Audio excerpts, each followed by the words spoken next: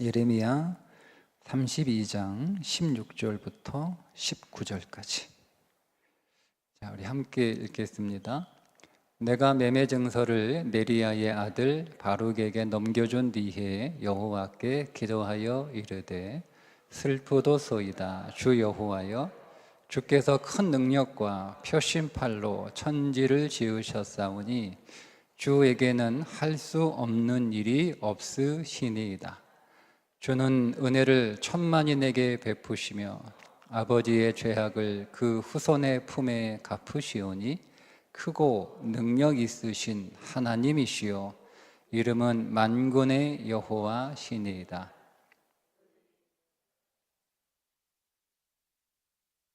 19절. 주는 책략에 크시며 하시는 일에 능하시며 인류의 모든 길을 주목하시며 그의 길과 그의 행위의 열매대로 보응하시나이다. 아멘. 제가 캄보디아에서 오늘 32장 16절부터 35절 말씀 새벽에 묵상을 하면서 제 마음에 들었던 느낌이 뭐냐면, 예레미야도 답답하구나. 나만 답답한 게 아니고 예레미야도 참 답답하구나. 그런 마음이 느껴졌어요. 예레미야가 정말 그렇게 답답했는지는 모르겠으나 그날 이 본문이 제게는 예레미야 심정이 답답함으로 느껴졌습니다. 그래서 그렇게 메모를 했어요. 답답함 가운데서 드리는 기도는 어떤 기도일까? 예레미야의 기도가 오늘 쭉 나오는데 그 기도를 그냥 예레미야의 심정에 답답하다라고 그렇게 느끼면서 그 기도를 한 절 한 절 묵상하게 되었는데요. 여러분, 현실이 너무 답답하면 기도하기 힘들죠. 현실이 답답하면 사실 기도가 잘 안 나와요. 현실이 너무 답답하면 기도하고 싶은 마음도 생기지 않아요. 그런데 우리가 그럼에도 불구하고 기도해야 되는 이유가 있습니다. 왜냐하면 기도가 우리의 믿음을 지키는 마지노선이라고 저는 생각합니다. 기도가 내 믿음을 지키는 마지노선. 기도를 안 하시는 분들에게는 좀 죄송한 말씀일 수 있고, 기도를 안 하신 분들이 들으면 좀 기분 나쁜 얘기일 수 있는데, 저는 기도를 안 하는 그리스도인은 믿음 있는 그리스도인이라고 보기 어렵다. 제 기준입니다. 제 기준. 믿음이 있는데 기도를 안 할 수는 없죠. 그러면 기도하는 사람은 다 믿음 있는 그리스도인이냐? 물론 그렇지 않습니다. 기도하는 사람이라도 믿음이 없는 그리스도인일 수 있습니다. 그러나 기도를 안 하면 분명한 것은 믿음이 없습니다. 여러분, 우리가 설교는 듣기 싫어도 설교 자리에 앉아 있기만 하면 되잖아요. 여러분들이 설교 예배 가운데 설교를 들을 때 그 설교를 듣는 사람이 다 말씀에 관심이 있고 말씀을 사모하고 그런 건 아니잖아요. 근데 어쨌든 예배의 자리에 앉아 있으면, 앉아 있기만 하면 그냥 설교는 이렇게 들리는 거예요. 그런데 기도는 내가 기도하겠다라고 하는 의지를 발휘하지 않으면 기도는 할 수 없어요. 기도가 여러분 억지로 됩니까? 여러분 오늘 여기 기도하러 나오셨지만 여러분들이 앉아 있을 수는 있는데 억지로 기도할 수는 없잖아요. 기도는 내가 기도를 하겠다라고 어떤 의지를 발휘해야 기도할 수 있는 거기 때문에 우리가 믿음에서 언제 미끄러지느냐? 설교를 안 들어서 미끄러지는 게 아니고 기도를 안 할 때 믿음에서 미끄러집니다. 그래서 우리가 기도는 그냥 꼭 붙잡고 있어야 될 우리의 신앙의 마지노선 같은 거예요.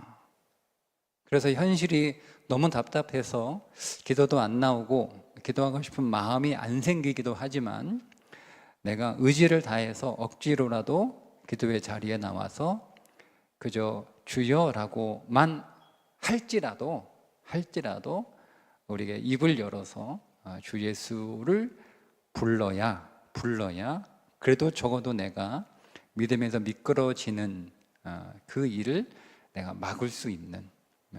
그래서 우리는 여러분 기도가 안 돼도 기도해야 되는데, 근데 그런 답답한 현실에서 사실 기도가 안 나오잖아요. 기도도 안 되고 기도하기도 어렵고, 그러면 우리가 그 현실에서 어떤 기도를 해야 되느냐, 답답하니까, 여러분 답답하다는 건 현실이 답답하다는 거잖아요. 그 현실이 답답하다는 것은 그 현실 안에서 어떤 가능성을 우리가 볼 수 없기 때문에 답답한 거잖아요. 내가 뭐 할 수 있는 것도 없고 해도 안 되고, 그러니까 답답한 거니까.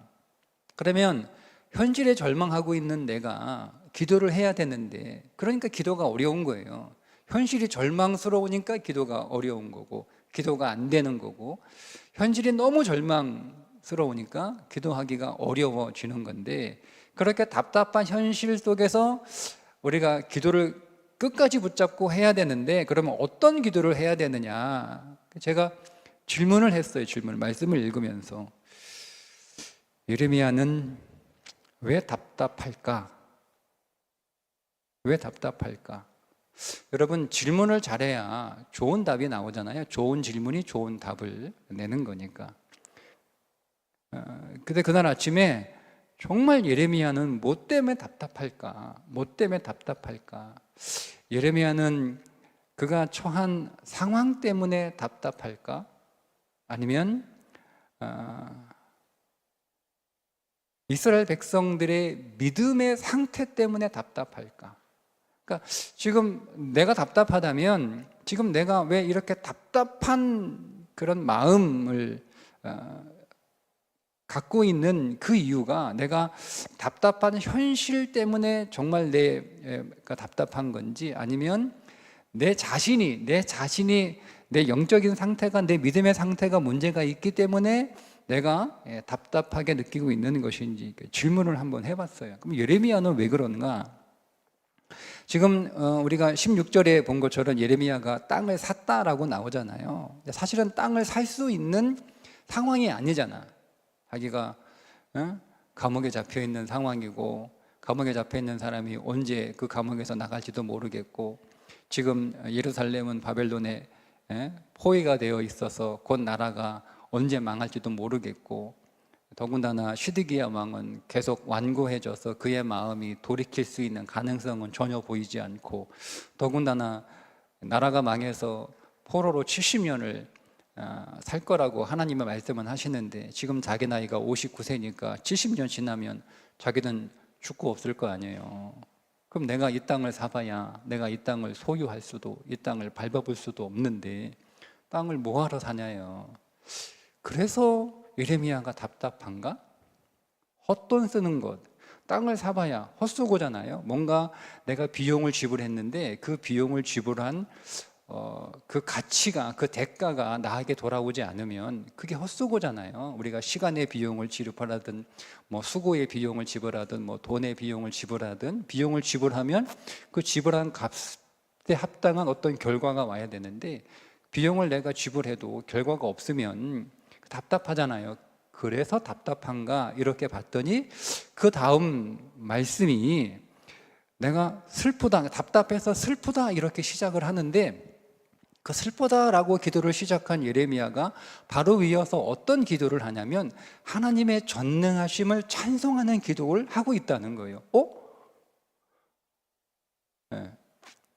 지금 예레미야가 답답해서 슬프다 이렇게 기도를 시작했다면, 그 다음 이어지는 내용은 답답한 현실이 나와야 되는데, 답답한 현실이 기도로 이어지는 게 아니라 슬프다 이렇게 얘기해 놓고 하나님 앞에 기도하는데, 기도의 내용이 뭐냐면 하나님의 전능하심을 기도하고 있는 거예요. 하나님의 전능하심을. 그렇다면 예레미야가 지금 답답한 심정을 지금 느끼는 것은 그가 돈을 낭비하는 그 현실, 아니면 바벨론의 포로로 지금 꼼짝 못하고 있는 현실, 아니면 시드기야 왕이 도무지 변할 것 같지 않은 그 완고한 그 현실 때문에 답답한 게 아니라는 생각이 든 거죠. 그러면 그 상황들이 나와야 되는데, 그러면 예레미야가 답답한 게 뭘까? 하나님의 위대하심을 찬양하는 내용이 이어지는 것을 보면 예레미야가 지금 답답한 거는요, 하나님의 전능하심을 누리지 못하는, 그 전능하심을 알지 못하는 백성들이에요. 그게 답답한 거예요. 답답한 거.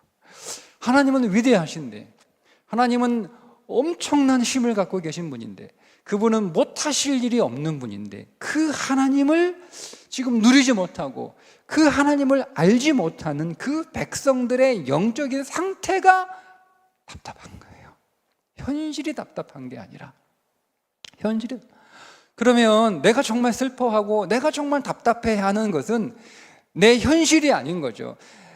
그 현실은 견고해서 내 능력으로는 그 현실을 어떻게 할 수 없는 나의 무능력 혹은 나의 이 견고한 현실이 답답한 게 아니고, 그 현실에도 불구하고 하나님은 얼마든지 그 현실을 바꿀 수 있고 그 현실을 고칠 수 있고, 하나님은 얼마든지 그 현실을 넘어서서 일하실 수 있는 분인데, 내가 그 하나님을 알지 못하고 그 하나님을 경험하지 못하고 그 하나님을 누리지 못하는 내 무력한 영적인 상태, 무력한 내 능력이 답답한 게 아니고 무력한 내 영적인 상태가 답답해야 되고, 그 내 영적인 상태가 내게 슬퍼야 되는 건데, 지금 나는 무엇 때문에 답답하고 있는 거야? 지금 나는 무엇 슬퍼하고 있는 거야? 나는 그냥 내 현실을 슬퍼하고 그 현실 앞에서 아무것도 할 수 없는 무력한 내 자신이 답답하고 그러고 있는 게 아닐까? 그러니까 정말 내가 슬퍼할 건 답답한 현실이나 나의 무능력이 아니라 정말 답답한 건 믿음 없는 내 영적인 상태인 거예요. 믿음 없는 내 영적인 상태. 그 현실 앞에서 현실만 보이고 하나님은 보이지 않는, 하나님의 능력을 신뢰하지 않는, 그러니까 머리로는 알죠. 머리로는 그분이 전능하시다라는 걸 알아요. 머리로는 그분이 못하실 일이 없다는 걸 알아요. 저는 그렇게 설교하잖아요. 그렇게 가르치고 있잖아요. 근데 문제는 뭐냐면, 내가 머리로는 이해하는데 정말 내 심령 한가운데서 그 하나님의 전능하심을 신뢰하지 못하는 것이고, 그 하나님의 전능하심을 내가 말하지만 그 하나님의 전능하심을 지금 내가 경험하고 누리지 못하는 것이고, 그게 내가 슬퍼할 일인 거예요. 그게 내가 정말 답답한 일인 거죠. 여러분, 내가 능력이 없어서 내가 무력한 건 슬프기는 하지만 어쩔 도리가 없잖아요. 내가 갑자기 어디서 없는 능력이 생깁니까? 능력이 그렇게 하루아침에 생기는 건 아니잖아요. 지금 현재 나의 능력은 지나온 나의 모든 삶의 결과잖아요. 그 삶의 결과가 현재 나의 힘이니까. 그러니 여러분, 현재 내가 내 능력을 키우려면 내가 돌아가서 다른 삶을 지금만큼 살아야 되는 거예요. 그러면 내가 지금 돌아가서 50년 동안 다른 삶을 살아야 지금 내가 원하는 능력을 가질 거 아니에요. 근데 그렇게 할 수는 없잖아요. 그러니까 이건 내가 어떻게 할 수 없는 거예요. 그러니까 슬퍼한다고 해서 내가 갑자기 능력이 생기거나 그러지 않아. 슬프긴 하고 답답하긴 하고 그렇지만 그런다고 내 능력이 바뀌는 건 아니잖아요. 그런데 만약에 답답한 게 내 믿음의 문제라면, 내 영적인 상태가 정말 내가 슬퍼할 문제라면, 그건 내가 선택하면 되는 거예요. 내가 믿음을 선택하면 되는 거예요. 그러면 되는 거예요. 그러니까 내가 정말 내 무능력이나 내 현실 때문에 슬퍼하고 답답할 이유는 없는 거죠. 정말 내가 슬퍼하고 답답한 건 내 믿음의 문제이고, 이제는 이 믿음의 문제가 믿음 없음으로 이 일을 통하여 드러났으면 내가 믿음을 선택하면 되는 거예요. 여러분, 오늘 우리의 삶은 믿음대로 되는 줄 믿습니다. 여러분, 인정하셔야 돼요. 우리의 삶은 믿음대로 됩니다. 믿는 만큼 내 삶은 그렇게 됩니다. 오늘 우리가 읽은 말씀에도 하나님이 분명하게 하나님은 믿음대로 갚으시고 보응하신다. 18절에 보면 주는 은혜를 천만인에게 베푸시며 아버지의 죄악을 그 후손의 품에 갚으시오니 크고 능력 있으신 하나님이시요 이름은 만군의 여호와이시니이다. 주는 책략에 크시며 하시는 일에 능하시며 인류의 모든 길을 주목하시며 그의 길과 그의 행위의 열매대로 보응하시나이다. 하나님은 갚으시는 하나님, 보응하시는 하나님. 그러니까 우리가 믿음이 없으면 믿음 없음으로 보응하시고, 우리가 믿음이 있으면 믿음 있음으로 갚으신다. 그러니까 오늘 우리의 슬픔의 본질을 정확하게 알아야 돼요. 내가 왜 슬픈가? 이 슬픔의 근본이 뭔가? 어디에서 이 슬픔이 나오고 있는 것인가? 이거를 여러분 정확하게 알아야 되는 거죠. 전 질문해요. 그래서 나는 왜 슬픈 거지? 지금 나는 왜 낙심하고 있는 거지? 지금 나는 왜 분노하고 있는 거지? 처음에는 나의 열악한 현실, 그 현실을 바라보는, 그 현실을 바꿀 수 없는 나의 무능력 때문에 내가 절망하고 내가 낙심하고 내가 분노한다고 생각을 했어요. 그런데 그건 예수 안 믿는 사람이라면 그 말이 맞아요. 예수 안 믿는 사람이면 그 현실 앞에서 아무것도 할 수 없는 자신의 무능력이 답답하고 슬프고 또 그런 자신이 화가 나는 건 당연한 거예요. 예수 안 믿는 사람들에겐 그게 당연한 거예요. 그런데 예수 믿는 나에겐 그게 당연한 게 아니에요. 왜? 우리는 내 힘으로 사는 인생이 아니고 하나님의 힘으로 사는 인생이 되었기 때문에 내가 똑같이 예수 안 믿는 사람들처럼 현실 때문에 그 현실을 바꿀 수 없는 내 무능력 때문에 답답하다면 나는 예수 믿는 사람이 아니죠. 나는 여전히 하나님을 믿고 의지한다고 하지만 사실은 내 능력으로 살아가고 있는 자들이고, 지금껏 내가 하나님께 구했던 것은 하나님의 능력을 구한 게 아니라 하나님, 내 능력을 더 키워주세요. 하나님, 내 능력을 더 크게 해주세요. 이걸 구한 거예요. 지금껏 내가 구한 건 하나님의 능력을 구한 게 아니라 내 능력을 더 키워달라고 구한 거였다. 그건 믿음이 아니거든요. 하나님은 오늘 우리의 능력을 키워주시는 분이 아니라 그분의 능력으로 일하시는 분이신데, 이제까지 내가 네 능력으로 살았으니까 이제는 네 능력 포기하고 네 능력에 절망하고 네 능력을 부인하고 내 능력으로 살아봐. 이게 하나님의 부르심인데 우리는 그걸 오해한 거예요. 아니, 여러분들은 모르겠어요. 저는 그걸 오해한 거예요. 나는 하나님의 능력으로 사는 인생이 아니고 하나님의 내 능력을 더 키워주실 거야. 나를 더 지혜롭게 하시고 나를 더 실력 있게 하시고 나를 더 강하게 하시고 나를 더 힘있게 하시고 나를 더 탁월하게 하시고, 이거를 구한 거예요.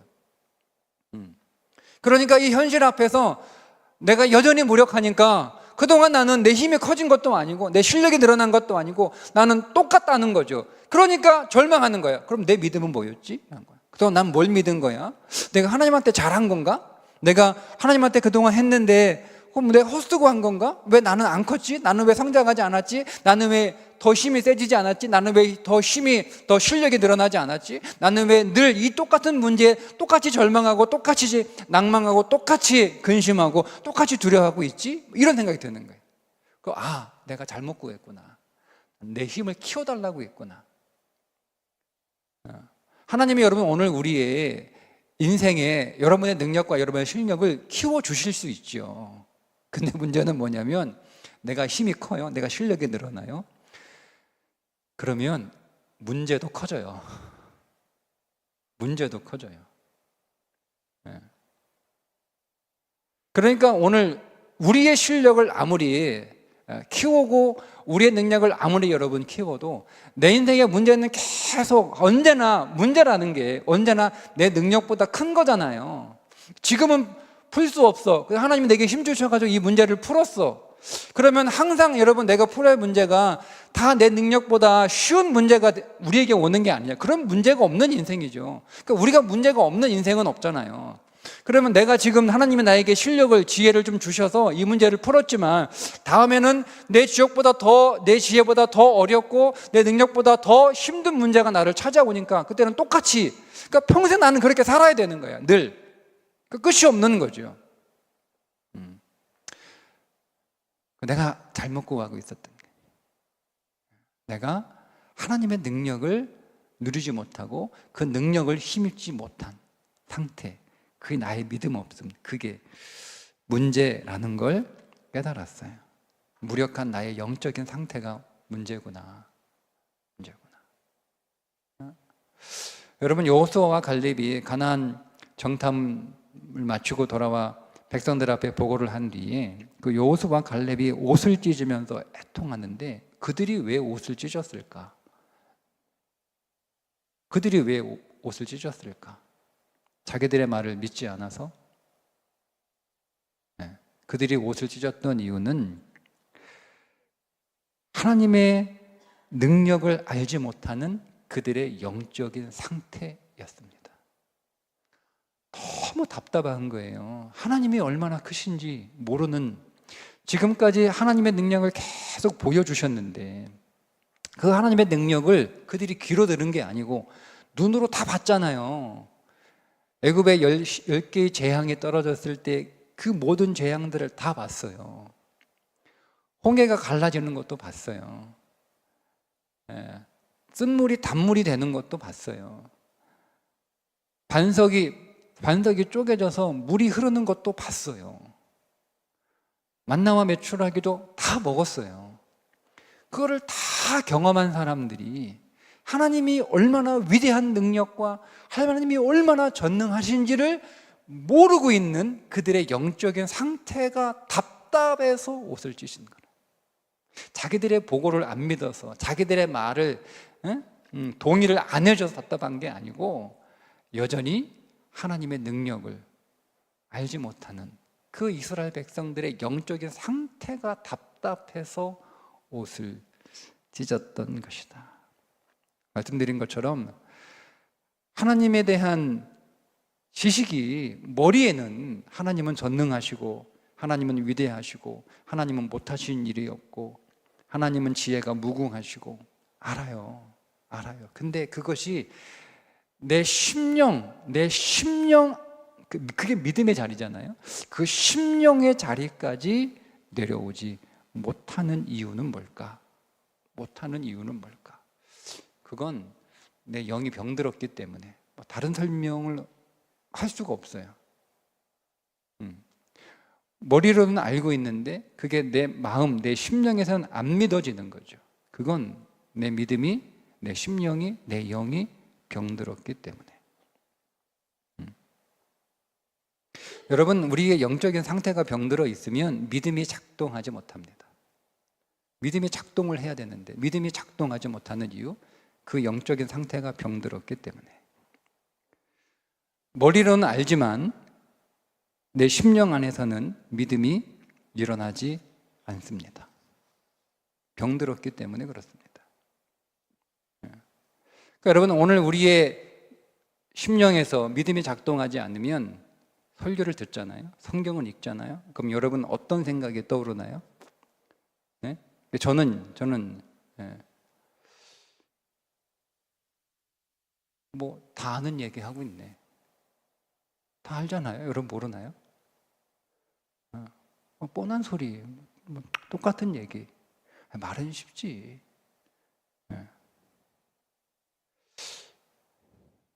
그게 영혼이 병들었다는 거예요. 우리가 말씀 앞에 아멘이 나와야 되는데 아멘이 안 나와. 그러면 내 심령이 병들었다. 이걸 해결해야 되는 거죠. 그래야 답답함이 풀린다. 그러면 왜, 어디에서 내 영적인 상태가 병들었을까? 그 제가 예레미야서를 쭉 이렇게 읽으면서 어떤 생각이 들었냐면, 마치 내가 그 예레미야 시대에 그 이전에 이스라엘 백성 같았어요. 왜냐하면 문득 이런 질문을 제가 하게 되더라고요. 왜 하나님께서 이스라엘 백성들을 애굽에서 구출하셨을까? 애굽에서는 신앙생활을 할 수 있잖아요. 애굽에서는 신앙생활 못 합니까? 애굽에서 예배할 수 있잖아요. 애굽에서 예배하면 되죠. 왜 굳이 그 사람들 꺼내가지고 가나안에 가면 왜 예배가 더 잘 되죠? 애굽에서는 하나님 못 믿어요? 애굽에서 하나님 믿으면 되죠. 근데 왜 애굽에서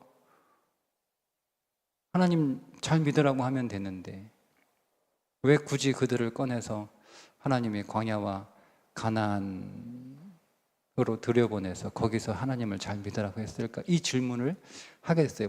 여러분 어쩌면 당연한 질문, 여러분 다 알고 있는 질문일지 모르겠는데 저는 그냥 그게 생각이 났어요. 노예 상태에서는 믿음을 발휘하기가 어렵다는 깨달음이 저한테 있었어요.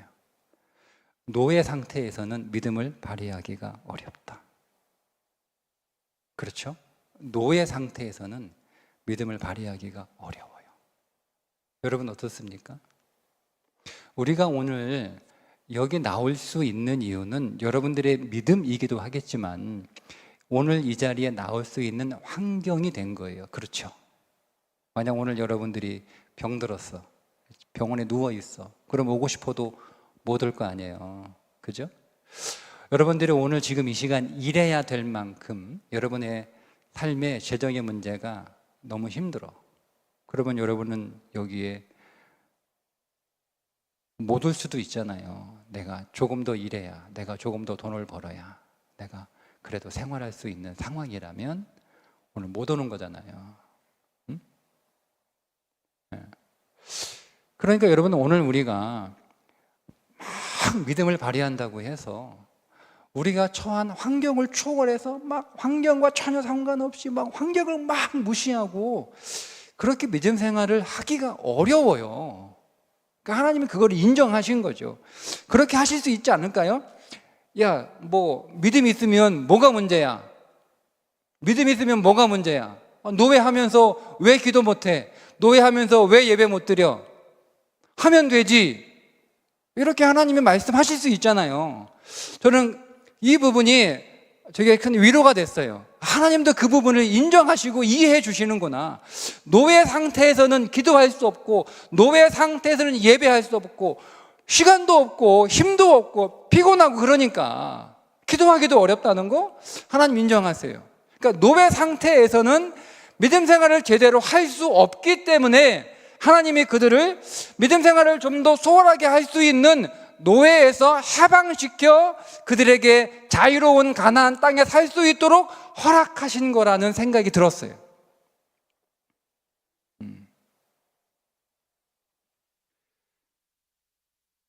그러면 노예 상태에서는 자유롭지 못하니까 시간도 내 거 아니고 내가 쉴 수도 없고 내가 일의 양도 내가 정할 수 없고 정해주는 대로 일해야 되는 것이고 내가 힘들어 죽을 것 같아도 못한다고 할 수도 없고 그러면 맞아 죽어야 되는 거고 내가 강철이 아닌 이상 내가 하루가 24시간이라 48시간 이런 것도 아니니까 노예 상태에서는 내가 아무리 믿음을 발휘하려고 해도 노예라고는 현실에 내가 붙잡혀서 믿음을 발휘하고 싶어도 할 수가 없기 때문에 그 노예 상태에서 하나님이 건져주신 것은 믿음을 발휘하라고 주신 거라는 거죠. 믿음을 발휘하라고 주신 거예요. 그러면 그들이 가나안 땅에 들어와서 믿음을 발휘했어야 되는데 믿음을 발휘하지 못한 거예요. 그러니까 애굽에서는 믿음을 발휘할 수 없는 상태니까 믿음을 발휘할 수 없는 그들의 형편과 처지를 하나님이 이해해 주셨으니까 믿음을 발휘하지 못하는 걸 하나님이 다 이해해 주신 거예요. 양해해 주신 거예요. 거기에서 그럼에도 불구하고 믿음을 발휘해라고 요구하고 강요하신 게 아니고 그래 노예로서는 믿음 생활하기 힘들지 내가 꺼내줄게 해서 그들을 해방시켜 가나안 땅 주신 거예요. 땅의 주인으로. 그러면 거기서 편하게 살라고 주신 게 아니고 믿음을 발휘하라고 주신 건데 그들이 믿음을 발휘하지 못했다라고 하는 사실을 제가 봤어요. 하나님이 내가 가난하고 내가 병들고 내가 힘들고 내가 어렵고 그러면 그럼에도 불구하고 교회 나와야지, 그럼에도 불구하고 기도해야지, 그럼에도 불구하고 예배해야지 이렇게 강요하고 그러시는 분이 아니고 네가 가난하니까 먹고 사는 게 힘들고 그것 때문에 믿음 생활 제대로 할 수 없으니까 하나님이 나를 부유하게 하신 거죠. 내가 병들어서 몸이 아프면 기도할 수도 교회 나올 수도 일할 수도 없으니까 하나님이 나에게 건강을 주신 거죠. 내가 시간이 없고 너무 바쁘고 일이 많으면 내가 막 이렇게 쫓겨다니는 인생이 되면 기도할 시간, 예배할 시간 없으니까 그런데도 불구하고 잠을 줄여서라도 너 기도해야 돼 이렇게 우리에게 강요하시는 분이 아니고 내가 시간이 없어서 너무 사는 게 바빠서 그러니까 하나님이 나에게 시간과 여유를 주신 거고 그러면 믿음을 발휘해야 되는 거거든요. 하나님 나에게 건강을 주셨고 하나님 나에게 돈을 주셨고 하나님 나에게 시간을 주시는 나의 삶을 하나님께서 고쳐주시고 바꿔주시고 이제는 믿음을 발휘할 수 있는 그런 복을 하나님이 내게 주셨으면 믿음을 발휘해야 되는데 믿음을 발휘하지 못한 것, 그것이 나의 문제였구나. 그냥 하나님이 나에게 건강 주시고 하나님이 나에게 돈을 주시고 하나님 나에게 시간을 주시고 하나님이 나는 만약 이 땅의 모든 것들을 준 거 그냥 하나님이 내게 그냥 주신 선물인 줄 알아요. 그냥 고맙습니다, 감사합니다 라고만 했지 하나님이 왜 주셨는지 믿음을 발휘하라고 주신 건데 믿음을 발휘하지 못한 것.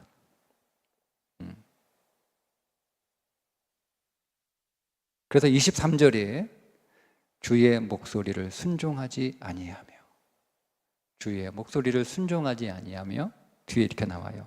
재앙을 내리셨나이다.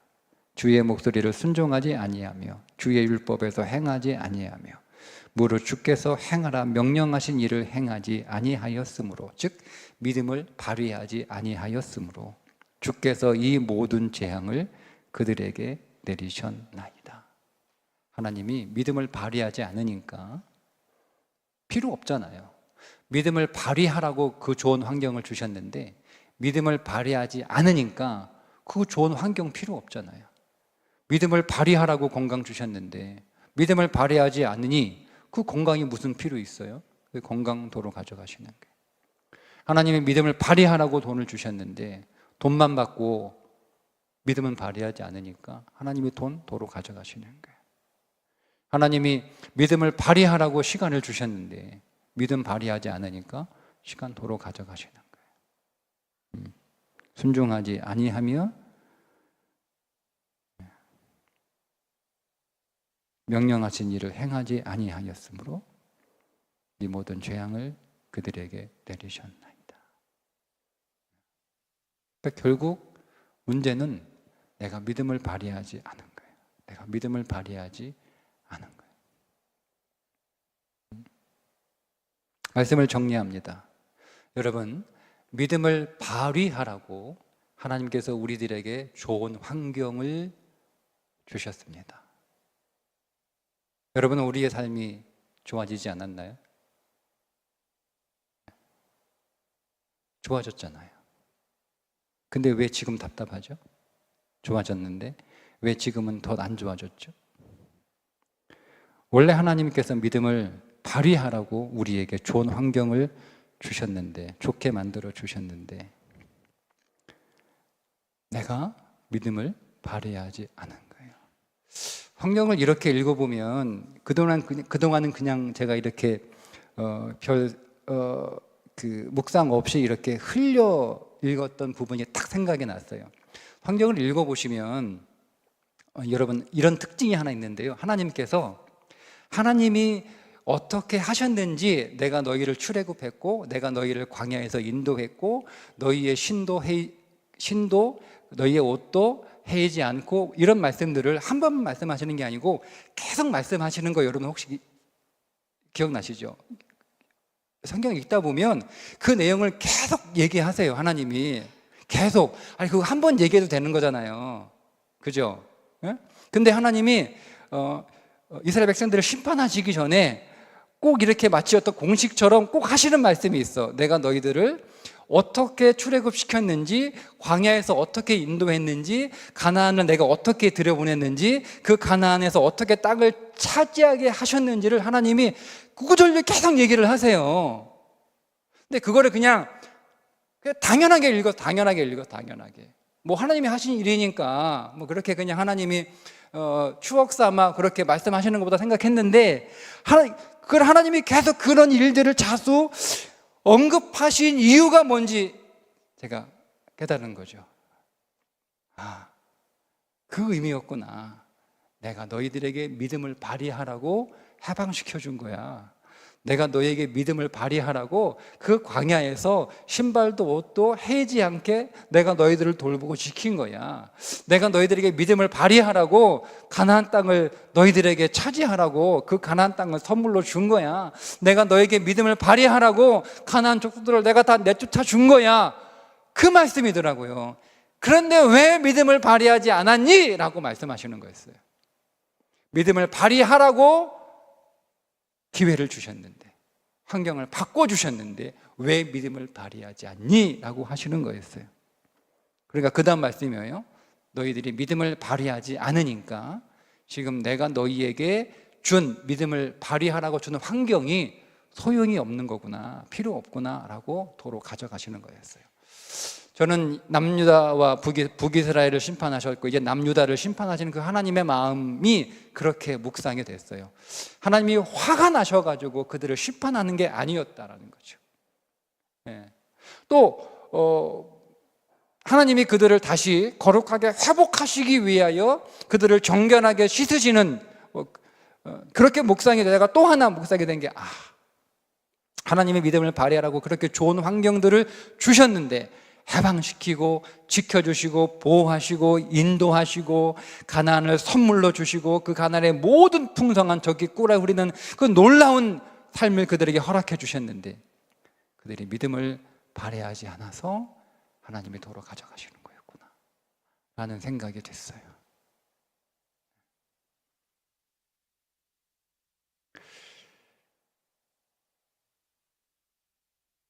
그러면 내 인생에 무너진 환경을 볼 것이 아니고 나는 자꾸 그것만 보는 거예요. 내 환경이 왜 힘들어졌지? 왜 이렇게 안 됐지? 왜 이렇게 어려워졌지? 자꾸 그것만 보았는데 그거 보지 말고 시선을 내 영혼이 병들었다는 거예요. 내 믿음 없음이. 그거를 봐야 되는 거예요. 그걸 봐야 되는 거예요. 그러면 정말 내가 슬퍼하고 애통해야 될 것은 정말 답답한 건 내 믿음 없음이에요. 내 병든 영혼이에요. 이게 진짜 답답한 거예요. 이게 정말 슬픈 거예요. 이 믿음 없음이. 그럼 방법은 뭐죠? 하나밖에 없죠. 겸비함으로 다시 하나님 앞에 나가는 막. 다시 하나님 앞에 나가는 거예요. 하나님, 환경이 문제가 아니었어요. 하나님이 저에게 이렇게 좋은 것들을 주셨는데 믿음을 발휘하라고 주신 건데 제가 믿음을 발휘하지 못한 거였으니 하나님 당연한 겁니다. 이상한 게 아니고 섭섭한 게 아니고 하나님 당연한 겁니다. 다시 하나님 앞에 하나님 겸비함으로 나갑니다. 하나님이 저에게 은혜를 주신 그 은혜의 목적대로 살지 못한 것 하나님 회개합니다. 하나님 믿음을 발휘하라고 하나님 내게 이 놀라운 은혜를 선물해 주셨는데 그냥 그것만 막 즐기고 그것만 막 좋아하고 그것만 막 사랑하다가 정작 믿음을 발휘해야 할 일은 하지 못한 것, 순종하지 못한 것, 하나님 그거 회개합니다. 하나님 내 영혼을 관리하지 못한 것, 내 믿음을 관리하지 못한 것, 그 하나님의 말씀을 전하면서도 그 말씀이 지식으로만 남아있고 내 심령 한가운데 내 인격의 자리까지 내려오지 못한 것, 하나님 그거 회개합니다. 다시 믿음을 발휘하여 하나님 순종의 자리로 나아갈 수 있도록 나를 회복하여 주시고 나를 도와주시고, 내가 믿음으로 하나님 이제 결단하여 하나님 믿음을 발휘하는 그 삶을 살아가겠습니다. 그러면 여러분, 오늘 우리의 답답한 현실도 믿음 안에서 열릴 줄 믿습니다. 현실을 두려워하지 마시고, 현실을 두려워하지 마시고, 현실을 답답해하지 마시고, 오늘 우리가 우리의 믿음을 다시 한번 돌아보고, 내 믿음의 상태는 어떠한가? 지금 하나님이 나에게 믿음을 발휘하라고 주신 이 삶의 현실에서 나는 지금 얼마나 믿음을 발휘하고 있는가? 다시 한번 우리가 말씀 안에서 우리 자신을 바라보고, 다시 한번 우리가 믿음으로 하나님 앞에 세워지는 오늘 기도의 시간 되기를 바랍니다. 기도하겠습니다. 하나님 아버지, 오늘 답답한 것은 우리의 막막한 현실도 아니고 그 현실 앞에 아무것도 할 수 없는 나의 무력함도 아니고, 진실로 하나님, 내가 답답하며 애통하며 하나님 앞에 슬퍼하며 기도할 제목은 하나님 나의 믿음 없음임을 고백합니다. 하나님, 믿음을 발휘하라고 오늘 우리의 삶을 좋게 해주셨는데, 우리에게 많은 것들을 선물로 주셨는데 그저 그것을 하나님 누리기만 하고 정작 하나님 그 가나안에서 젖과 꿀만 먹고 믿음을 발휘하지 못했던 오늘 우리의 모습을 하나님 이 시간 우리가 진리 안에서 보게 하시고 또 회개하게 하시고 다시 한번 믿음으로 나아갈 수 있도록 우리를 인도하여 주옵소서. 오늘 찬양하고 기도할 때 하나님 우리의 심령 안에 성령의 은혜를 부어주셔서 우리로 다시 믿음으로 일어서게 하시고, 오늘 우리가 이 기도로 끝내지 않게 하시고, 오늘 우리의 삶이 하나님이 우리에게 요구하시는 그 모든 순종의 삶, 하나님 순종할 수 있도록 우리가 마음과 의지를 당하여 인격으로 나아갈 수 있도록 하나님 도와주옵소서. 예수님의 이름으로 기도합니다. 아멘.